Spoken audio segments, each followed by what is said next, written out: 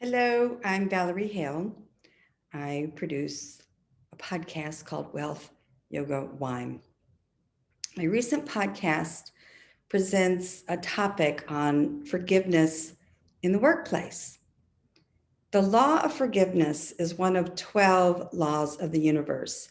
Many of us know the laws of physics, as in the law of electricity, the law of gravity. But the laws of the universe are as vital and life saving knowledge because it does help us create the life that we want, relationships that we want, and a lifestyle that's important to us when you follow the laws of the universe. The law of forgiveness in the workplace is vital because it will open up opportunities because you have learned how to let go. You're not forgiving the event that happened. You're not even forgiving the person. You're actually forgiving the behavior. And in my podcast, there are tools that Mary Morrissey, who is the founder of Life Mastery Institute, teaches us. She has 50 years of experience in this. And as an example to her experience, she had $10 million stolen from her congregation.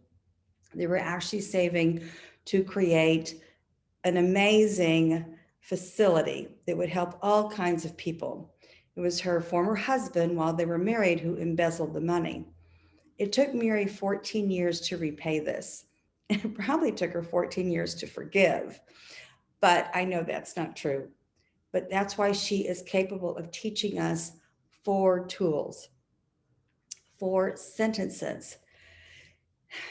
The tool is to really envision someone you love, someone who makes you happy, to be on a higher frequency, and then you invoke the picture of the person who is being the ass.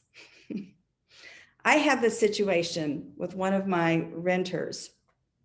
Many of you know who listen to my podcast that I have investment property in Hudson Valley, Hyde Park, beautiful 40 acres and 3 houses. Everything's on the market. Because New York is a pro-tenant environment by law, we have small homeowners, small investors have been subjected to really horrendous non-paying tenants.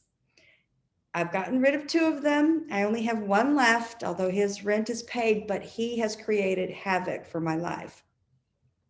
And I believe the fact that I couldn't forgive him and I couldn't move forward. Now I've taken the legal steps, but I have just had angst and anger and, the things I wanted to happen to him, which is not healthy. Mary teaches us to go on a higher frequency and invoke love, even though it's very difficult. Dalai Lama calls these sacred friends. What Mary wants us to invoke when we envision these people, and I will share with you how it works. It's worked for me.